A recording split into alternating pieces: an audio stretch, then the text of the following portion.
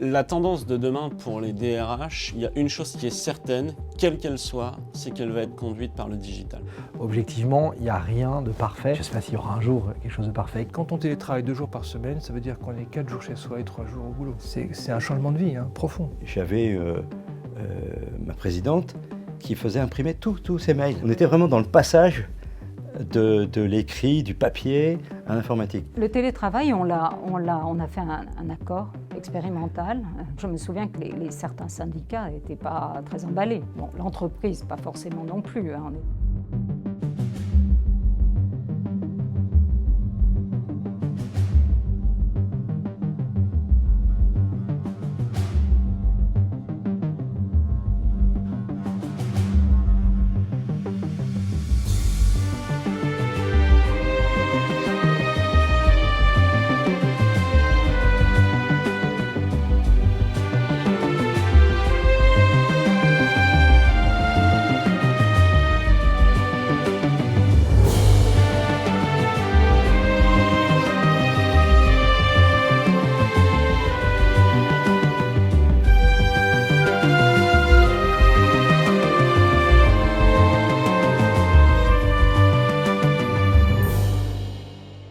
Je dirais que j'en ai été peut-être un des premiers bénéficiaires ou une des premières victimes. Et je me souviens, on a vu arriver la première machine à traitement de texte. Elle occupait tout cet espace-là. Pour nous, c'était un miracle parce qu'on tapait les textes et hop, ça sortait. Un jour, on me dit, tiens, on va te mettre un PC sur ton bureau. Puis bon, ça, je ne vais pas mettre un PC sur mon bureau. Il y en a chez mes assistantes, c'est bien. Ces années 90 sont marquées par aussi le début de l'informatique. Alors au début, mes directeurs de personnel ou directeurs de ressources humaines voient arriver les ordinateurs, voient arriver les logiciels. Bon, ils voient que c'est important, mais ils ne se sentent pas tout à fait concernés. Les données, on commence à entendre que c'est de l'or, mais ils ne savent pas encore très bien quoi faire. Ils sont toujours un peu les parents pauvres de l'informatique, c'est-à-dire qu'ils n'ont pas beaucoup de systèmes d'information, alors que la finance, la compta, le contrôle de gestion, on les développe beaucoup. Ce métier de DRH, on voit aussi qu'il a été précieux pendant le confinement, parce que c'est grâce aux DRH et à leurs équipes que les entreprises ont pu sécuriser les espaces, continuer à organiser un peu de management à distance, surveiller les burn-out ou ceux qui étaient isolés. On a vu les directeurs généraux se rapprocher de leur directeur de ressources humaines en disant maintenant, comment on pourrait retrouver un peu de sérénité, de confiance dans cette pandémie et cette réorganisation complète des modes de travail. L'avènement accéléré du télétravail qu'on a connu ces 2-3 dernières années pose des questions. Soyons clairs, je pense qu'aujourd'hui le télétravail n'est plus une option pour une grande entreprise, puisque de plus en plus, dès l'acte de recrutement, le candidat ou la candidate va poser aux recruteurs, aux RH ou aux managers qui recrutent la question: est-ce que vous avez un système de télétravail d'entreprise ? Les syndicats, en fait, avaient cette crainte que le télétravail empêche la collectivité de travail. Je crois que ensuite les accords se sont développés, bien sûr, la loi, etc. Et évidemment, les gens ont été rassurés de ce point de vue-là, enfin rassurés et pas rassurés. Je pense que le télétravail a apporté beaucoup de liberté, du confort pour éviter certains transports épouvantables, etc. Mais en même temps, il s'avère que le télétravail, c'est quand même apparemment un moyen qui met une pression sur les gens qui en fait ont des journées qui souvent n'en finissent pas. Alors on a essayé d'encadrer, etc. Mais puis il faut voir que le télétravail en période de Covid a été quand même une grande difficulté pour les jeunes qui, par exemple, rentraient dans une entreprise et qui ne connaissaient pas leur supérieur hiérarchique et qui, en fait, se sont retrouvés seuls chez eux. Je suis entrée au CIFOP en septembre 2020. Donc la pandémie nous a, nous, particulièrement touchés, on le sait, les étudiants, puisque tous nos cours ont donc été faits via Zoom, Teams, etc. Décrocher, en fait, est beaucoup plus simple quand on est à distance. J'ai entendu des très grands patrons faire des déclarations magnifiques sur le fait que c'était bien pour la productivité. Mais je pense que, d'abord, c'est pas facile pour tout le monde, le télétravail. Il y a des gens qui en souffrent plus que d'autres. Il y a des articles là-dessus qui expliquent très bien qu'il y a qu'il y a des troubles et que c'est pas si simple. Mais même du point de vue de l'entreprise, c'est pas si bien que ça. Je pense qu'une grosse partie de l'innovation fonctionne par hasard, dans le fait que les gens se rencontrent, dans les réunions, au coin café, et que ça, c'est complètement passé sous silence ou c'est même non vu. Et donc toutes ces relations informelles, tous ces fonctionnements un peu cachés font la réussite de l'entreprise. L'enjeu pour l'entreprise, c'est de définir quelle est sa propre croyance et sa propre pratique. Par exemple, notre croyance, c'est que le télétravail est un plus et permet à nos collaborateurs d'éviter des temps de transport, de se focaliser sur des tâches.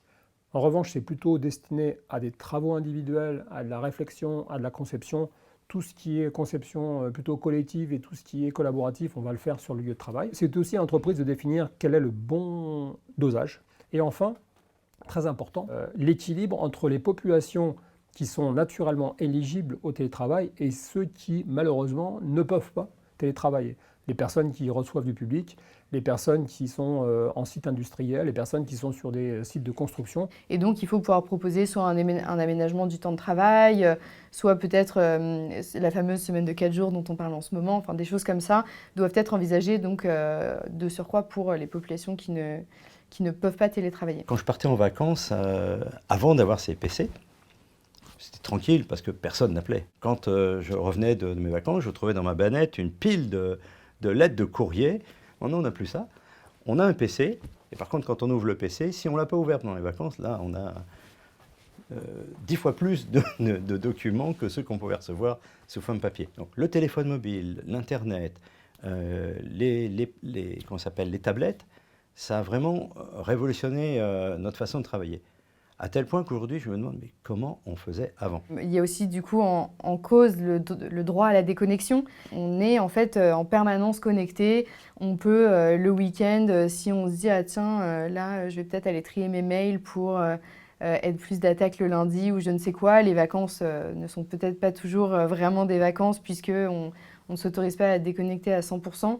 Et ça, c'est un sujet qui est encore difficile à gérer et qui est, je pense, en fait, un des freins à cette digitalisation. La distance, les outils numériques qui vont permettre de communiquer à distance, le format texto, les réponses immédiates type WhatsApp et toutes les applications qui sont en train de se lancer et qui sont assimilées à ça, ont pris le pouvoir par rapport au formalisme du mail, par rapport au formalisme du processus. 80% des projets RH ont une notion de digital en ce moment dans les entreprises. Quelqu'un qui fait du développement RH aujourd'hui ou du recrutement travaille à l'implémentation d'outils qu'un professionnel il y a 15 ans ne connaissait absolument pas. On a vraiment un enjeu qui va être de faire gagner du temps aux managers de terrain, aux managers de proximité, de lui donner les outils finalement pour que la culture de management soit respectée, j'ai envie de dire quel que soit le manager, quelle que soit la situation géographique. Et à l'heure actuelle, on est seulement aux prémices avec les logiciels de talent management, parfois un petit peu avec les outils de paye, de ce qu'on est capable de faire en termes de stratégie RH. C'est vrai que cette digitalisation, elle est pleine d'ambition, pleine d'envie. Et dans les systèmes, on a du mal à suivre. Mais il n'y a pas que les systèmes, il y a aussi la manière dont on le pratique chacun. Chacun a l'espace d'aller tester une nouvelle chose, de regarder quelque chose qui ne nécessite pas un développement ni de toucher à la plateforme structurelle du groupe en termes d'IT. Je pense que c'est surtout ça le message derrière, c'est de garder cette curiosité et l'esprit d'initiative. Il est vrai que les grands systèmes font oublier un petit peu que dans la digitalisation, il n'y a pas que la partie tech, il y a aussi l'état d'esprit qui est autour. Et beaucoup des startups ont changé nos vies au quotidien. Technologiquement, c'est pas si incroyable. On a aussi toute cette partie intelligence artificielle qui est arrivée de plus en plus dans le recrutement. Alors ça, c'est assez intéressant. C'est arrivé d'abord pour faire gagner du temps aux recruteurs sur de la sélection. Donc d'abord avec des choses très simples, type des chatbots, mais qui sont en fait pas de l'intelligence artificielle, mais plus de la FAQ améliorée, mais qui permettent un peu de répondre aux premières questions et donc de gagner du temps.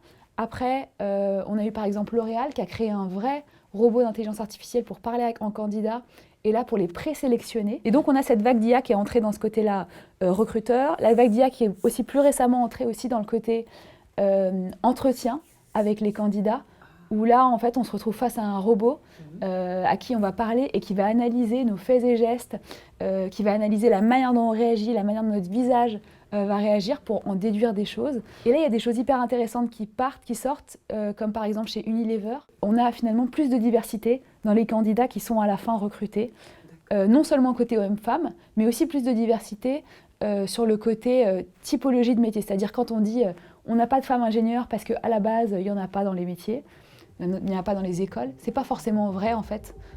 Puisque quand on se retrouve à la fin dans ce genre de choses où c'est des robots, on a plus de femmes à la sortie. Avec après le côté RH, on se demande ok, jusqu'où ça va aller et quelles limites on peut donner à l'IA. La fonction RH pourrait être remplacée par un ordinateur. Après, il y a cette intelligence, ce miracle du travail collectif, de ce qu'on apprend les uns des autres. Moi, je l'ai vraiment vérifié en tant qu'enseignante, que les jeunes étaient contents d'apprendre finalement les uns à côté des autres, les uns avec les autres. Ça se remplacera pas par l'intelligence artificielle. Ça reste une fonction, heureusement, qui attire toujours les jeunes, qui a montré qu'elle est touchée au vital, à l'âme des entreprises.